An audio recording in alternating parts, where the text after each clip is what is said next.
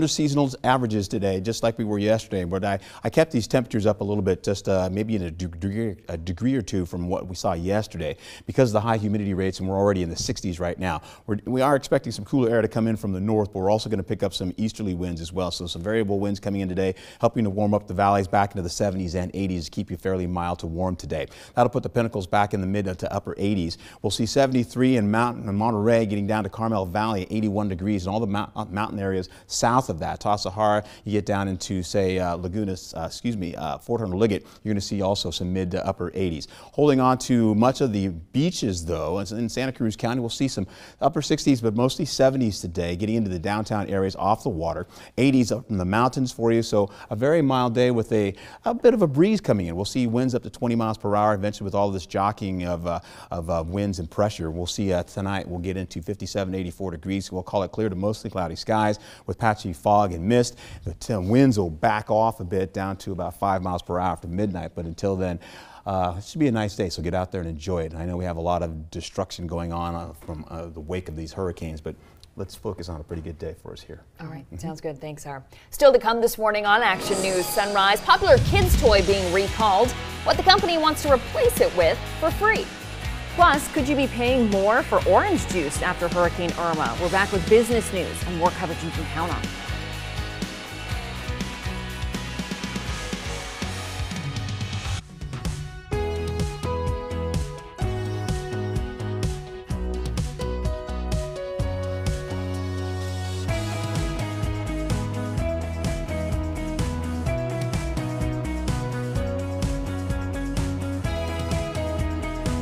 Welcome back. Business news now. Struggling orange growers in Florida are worried that Hurricane Irma could push them into bankruptcy. The Florida citrus industry is already in trouble. A disease known as citrus greening has caused a 50% decline in the state's orange production in the last 5 years. But experts say a direct hit from Hurricane Irma could cause a disastrous blow to the industry. A slap bracelet your child may have received with a Trolls storybook is being recalled. The slap bracelets are included with the book DreamWorks Trolls It's Hug Time.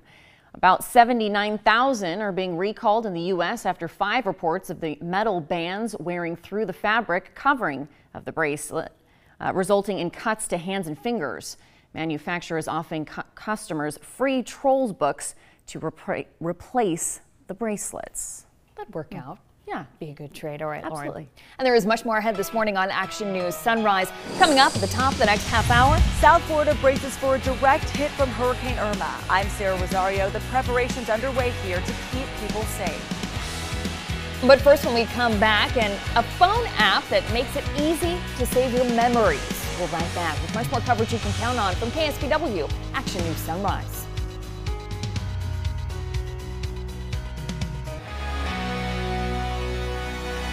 Sunrise time now 5:26 on the Consumer Watch this morning. Hurricane Harvey victims lost their homes, cars, many possessions, and they also lost some things that they just can't replace. Action News reporter Liz McLaughlin explains the importance of digitizing photos as more hurricanes head toward the U.S. Street after street. South Texas homes and everything in them. Very much wet. Ruined by floodwaters. It's all gone, you know, just can't get it back. Losing the irreplaceable. I've held up until now. Reminds the rest of us to digitize those precious memories. Let's face it, sometimes it's nice to have a physical version of your photos. Just make sure it's not the only version. Now it's quick and easy to use your smartphone to make a digital copy in just seconds. I really like the Google Photo Scan because it really takes the guesswork out of taking pictures of pictures. It stitches together several versions of the same photo, reducing glare to create a better image. There's also a number of photo scanning devices. At the high end, there's the Epson PhotoFast. Then in the mid-range, about $100, you can get a flatbed scanner that's dedicated to photos. And you can also use your all-in-one printer. But be sure to back up those digital files in case something happens to your computer or phone. I'm a big fan of Google Photos because they allow you to store unlimited photos. From fire to flood, anything can happen. So save those special moments sooner rather than later. Liz McLaughlin, NBC News. The Photo Scan app by Google Photos is free to download and can be found in the App Store. And Google Photos stores unlimited photos up to 16 megapixels, so that's free. And, you know, for reference, the iPhone 7 has a 12 megapixel camera. I always have to ask for help with stuff like that. Yeah, me Not too. good at it. Yeah, same exact way. All right, we're turning back to Art with another look at Irma. Okay, so what? We'll talk about Irma in a second. I want to show you about this. This is what's happening. We're going to have start off with morning patchy fog and low clouds. Irma itself is going to be one of those things that is going to continue to just bring havoc along much of the area. We're talking about 2 feet, close to 2 feet of storm surge on top of flooding, which will be caused by much of the rainfall, up to about 12 inches of rainfall, in some cases up to 20 inches. Right now, once we're talking about some areas here, we get into our forecast locally. 61 in Watsonville, getting to Salinas about 63 degrees, King City 61. We have the fog pressed along the coast all the way, much of the Bay Area. You can see is socked in, and we're socked in by the Monterey Bay, but you get into the inland side of the Salinas Valley, you're going to see bits and pieces. So patchy fog down through the valley. Also in the Santa Clara Valley, you're seeing some of that opening up as well. Now, that means we're going to be a little bit, we trap some of that heat in there. So we're starting out in 60s, but eventually we're going to keep some of that humidity working through the area, because we have more thunderstorm activity going through the Sierra Nevada mountains that are circulating right around this area. So we'll get some humidity out of this, some few high clouds passing. 60s, 70s, and then the 80s today. We'll get into the 80s in San Jose, mid 80s for Gilroy, Hollister just around 78 degrees. Right through the Salinas Valley, we'll see King City at 83 degrees, stretching to mid 70s back in Salinas. And then Carmel Valley itself will be mostly right into the 80s as well. 81 degrees in Carmel Valley, slightly cooler in Big Sur. We'll keep some of the fog for you here.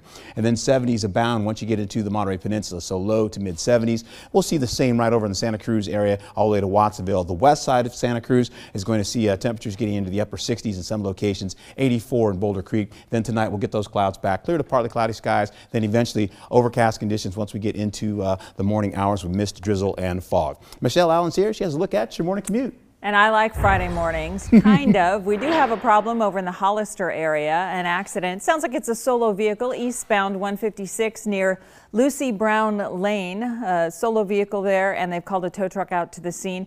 If you're heading out on Highway 25, things are actually running pretty smoothly so far this morning, heading out towards Highway 101. 17 starting out nice this morning as you leave Santa Cruz, headed up and over the summit. Let's take a look at the roundabout cam. Things running smoothly there, no problems as you head out towards Highway 1 on the Holman Highway. And your sunrise time 5:31 on this Friday morning. And we continue our coverage on Hurricane Irma now. That hurricane does remain on a track to slam Miami this weekend as it continued to cut a fatal and destructive path through the Caribbean islands Thursday. Action News reporter Sarah Rosario has the latest on Irma's destruction, as well as preparations and evacuations underway from the Florida Keys to the Carolina coast. A hurricane warning is in effect here in South Florida. Officials have been urging people get out now while you have time. Bus evacuations are already underway and airports are shutting down today. Hurricane Irma pounding Turks and Caicos, a preview of what the U.S. coast can expect. Florida will have major hurricane impacts with deadly storm surge and life-threatening winds. The race is on to get out of the storm's path. At Miami International Airport, a flight out of town is hard to come by. I had a ticket for $700 and then I refreshed it and it was gone. All major airlines are suspending service tonight. Many passengers can do little but hope and wait. We're just at their mercy at the moment. Leaving by car isn't much easier. Lines for gas are long and traffic is snarled. Horrible. Like everybody else, we're escaping the hurricane. God knows if it's better up there. Final preparations and precautions are being made for Irma's arrival. At President Trump's Mar-a-Lago resort, windows are covered with plywood. There's also one final push for supplies, especially generators and water. I got one case for us, and I just want to have a little bit more. The massive storm is taking aim at Florida, expected to make landfall Saturday. The toughest building codes put in place after Hurricane Andrew here in South Florida require designs to be able to withstand a Category 3 hurricane. This storm is much stronger, which is why local officials say it's not worth taking any chances. Reporting in Miami, Sarah Rosario, NBC News. And this is video of Hurricane Irma continuing across the Caribbean islands, hitting the Turks and Caicos Islands. You can see those powerful winds and all that rain hitting resort properties on the west side of the island. And in the U.S. Virgin Islands, widespread destruction that you see here as Irma continued to just roar through that region. Roofs, torn off homes, a lot of damage there. And following Irma's path through the Caribbean, the British and Dutch militaries are sending troops and aid to the area. The Dutch loaded 2 military aircrafts before flying to the Caribbean island of Kirkos, as well as other islands. The aircrafts are also carrying 100 soldiers to help out and restore order to the island. The British Royal Navy ship was directed to the Caribbean, where they will join other British military in the region in providing logistical and medical support. And in Norfolk, Virginia, the U.S. Navy ship is loading up with supplies before heading to Florida to assist after Hurricane Irma hits. The ship is being loaded with food, water, and medical supplies, everything it may need to help those most affected by Irma. We have an airport. We can launch the small craft with, bulldozers and things that can get up and clear roads. We can deliver aid. We have a hospital on board with 3 operating rooms. Hundreds of additional Marines are also expected to join the crew. And you can track Hurricane Irma, its impact anytime on our KSBW mobile news app. Remember to sign up for breaking news alerts there so you'll know anything that's happening and changing with this powerful storm. Your sunrise time now 5:35 and happening right now. The death toll has risen to 5 after a massive 8.1 magnitude earthquake that hit just off the coast of southern Mexico. 3-foot waves measured on the southern Mexico coast. The epicenter about 60 miles southwest off the coast, so not far from Guatemala. Even in distant Mexico City, this was felt so strongly people ran out of their homes in the middle of the night, afraid that buildings would collapse. And you can see why. Buildings swaying violently, even setting off tsunami warnings for multiple Central American countries. Mexico's president says the earthquake, the biggest that Mexico has seen in a century. There is currently, though, no threat to our west coast.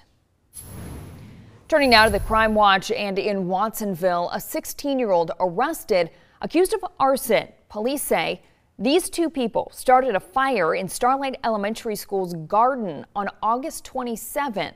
Police put this photo out hoping that someone would recognize them, and it worked. Within an hour, someone called police and told them where to find that teen. Police still, though, trying to find the woman in that photo. 3 people are in jail after a drug bust in Prunedale. Sheriff's deputies found meth, heroin, 100 pot plants, all on the 400 block of Paradise Road Tuesday. That wasn't all they found. Deputies also found a butane lab used to extract THC oil, thousands of dollars in cash, and 2 high-powered rifles. 55-year-old Maria McGowan, 29-year-old Richie McGowan, and 57-year-old Arnulfo McGowan, all arrested. In Seaside, marijuana businesses have been given the green light. Council agreed Thursday night to amend the zone ordinances to allow just about everything from dispensaries to 10,000 square feet cultivations.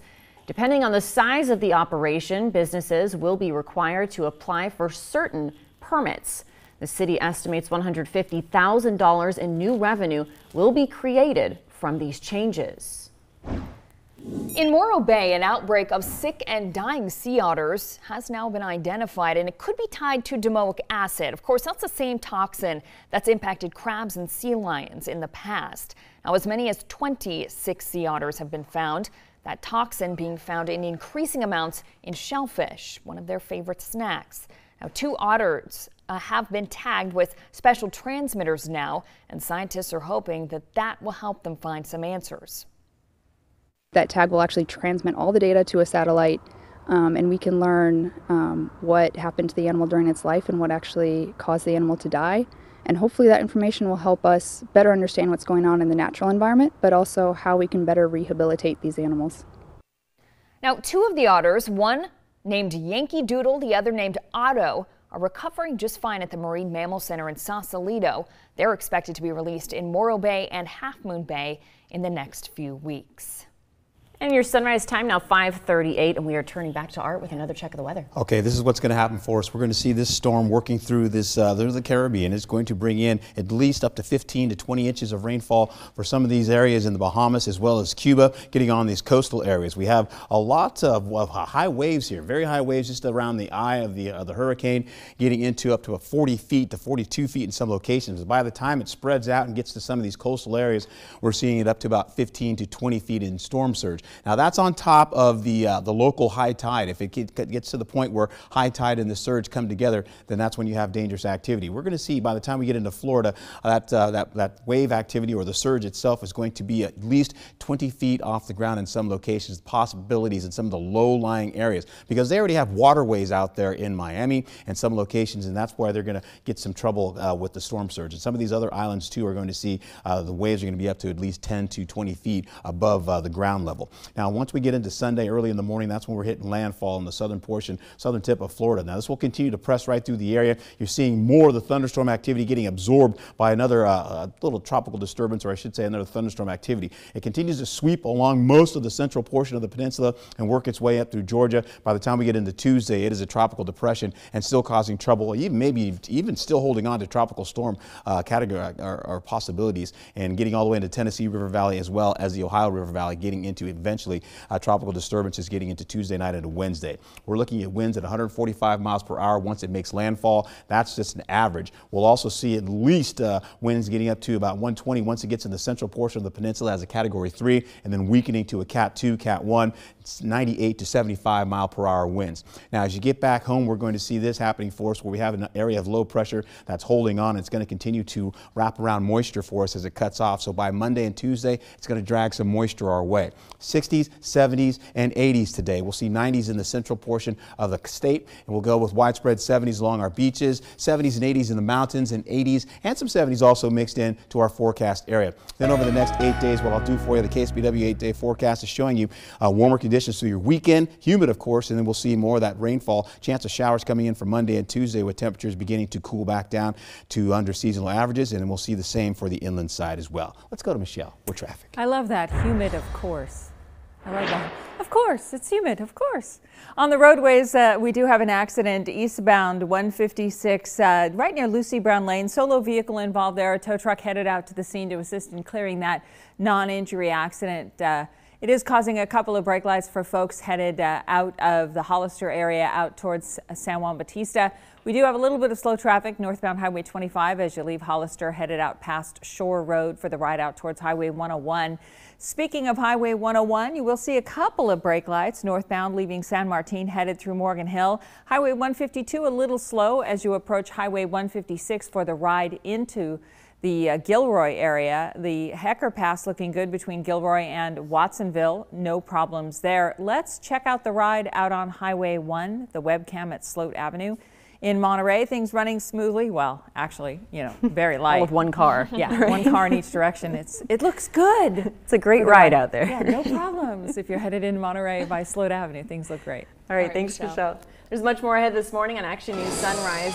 On the Health Watch, why women aren't getting enough sleep, the steps they can take to get some rest. Plus, child cancer survivors, the health problems they may face as adults. That's next when coverage you can count on continues.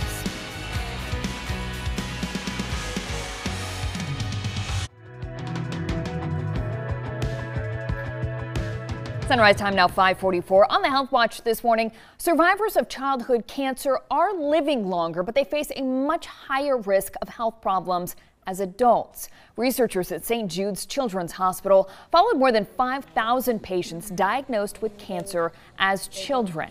On average, they had twice as many chronic health conditions by the age of 45 than the general population. The risk especially high for cardiovascular, endocrine, muscle, and joint problems.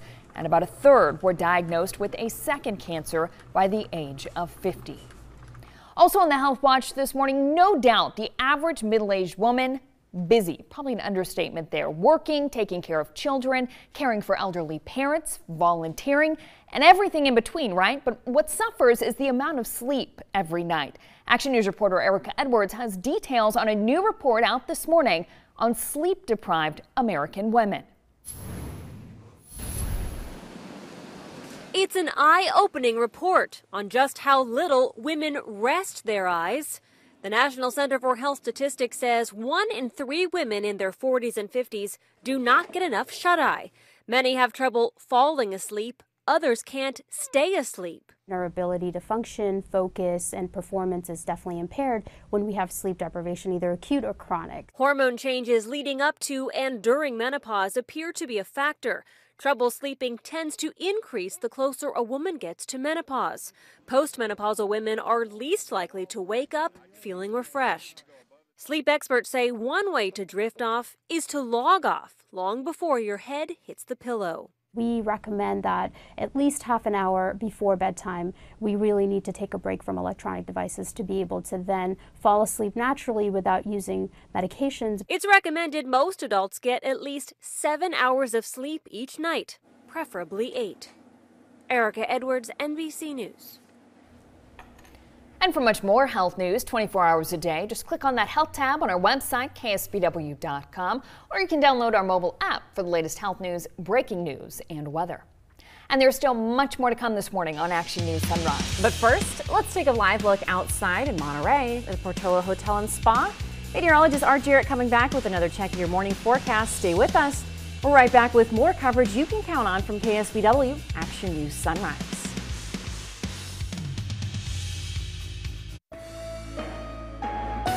Now, your KSBW weather forecast with meteorologist Art Jarrett. All right, good morning. Taking you right back to Hurricane Irma here. You can see as she's working past the northeastern portion of Cuba, getting all the way into the Bahamas as well. And the strongest storms, winds are going through the Bahamas currently in the northeastern quadrant, always where you get the heaviest rain and, of course, the wind. The wind flow itself is going to eventually start to reach into southern tip of Miami because we know Cuba is about 90 miles from the United States. And so here we have the tropical storm force winds already reaching out to 185 miles, where hurricane force winds are reaching out to at least 60 miles. You see, as this particular Futurecast model is showing you here, as it moves through this area, right through the Caribbean Sea and then getting right into the Florida Straits here, it'll touch landfall once we get into early Sunday morning, and then stretching up, hitting this area with at least 145 mile an hour winds, gusting up to about 185 miles per hour in some locations. You're going to see again with this moving right through the central portion of the peninsula, it's going to continue to drop rainfall, which will be up to at least 8 to 12 inches of rain in some cases, maybe even 15 to 20 inches in some of those isolated areas. You see the wind categories working through from 145 miles per hour and eventually as a category 3 getting to about 120. And this is probably about on Monday. And then by the time we get into, say, Monday night into Tuesday, we're going to see it turn into a category 2, then a category 1 working into other states once it gets into Georgia. Back home for us, we're going to break this down and have an area of low pressure here. Futurecast will show us how this plays out locally. We have a cutoff low that's going to continue to circulate all of this monsoonal moisture. And as I was saying, and Michelle was kind of teasing me, we have this muggy conditions going on because by the time we get into Sunday and Monday, look at this. That moisture gets pulled across the state right over into the central coast, and we could pick up some rainfall and still see that again for Tuesday as we have wraparound moisture. Well, today we're going to go with some 60s, some 70s, and some 80s and 90s. So nothing out of the ordinary, pretty similar to what we had just yesterday, but we'll see also 73 in Monterey to 75 in Santa Cruz, 82 up in Ben Lomond, 75 for Salinas, and we're looking at those numbers right down the way as we get into mid 70s and 80s, and then working into the forecast for the next few days, we're going to see these numbers getting into a little bit warmer situation here. We'll go with seasonal averages reaching up to 70 to 80 degrees. We'll get into 85 for Sunday, and we'll begin to cool you down once we get into Monday and Tuesday, and it will be muggy. We'll also see conditions holding on right into the inland side, getting up to 88 degrees, just near 90 degrees, bumping it up significantly by Sunday, getting up to 96 degrees, and then ever so slightly trying to cool you on down. I know you guys laugh at me when I say cool you down, but you're still in the 90s. Hot temperatures into Monday, and then we'll see you go to warm conditions and muggy conditions on Tuesday. All right, great. There's much more this morning on Action News Sunrise. Hey, it's Friday, and that means it is Pet of the Week time. Malcolm is here. All his cuteness. Can't wait to meet him coming up next. For winning lottery numbers.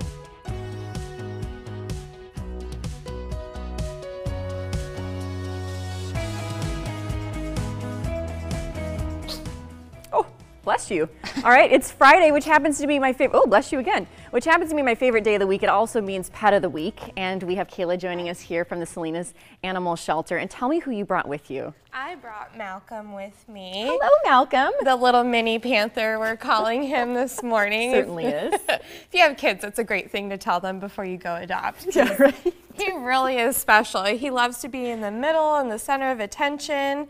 He does everything in a big way. And tell me about him. How old is he? He's about 8 weeks old. Okay. Which is just Pretty young. perfect. That means he's had enough time with litter mates and people to really know how to behave. And a lot of times people too overlook the black cats just because it's nothing special. But black goes with everything. It's not going to get all over Halloween your as well. light colored t-shirts. It's really, really great. And also too, we have a adoption special that's going on right now at the tell shelter. us about it.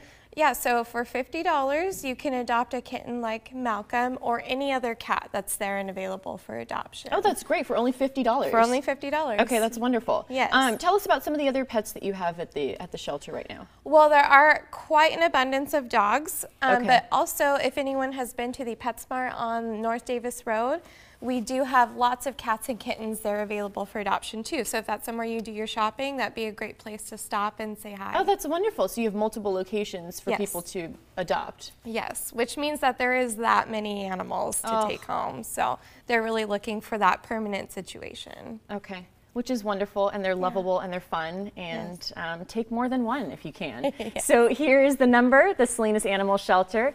It is 758, bless you, 758-7285. That's 758-7285. And again, this is little Malcolm. He is 8 weeks old, and he wants a sweet, fun little home for him. So come and adopt him.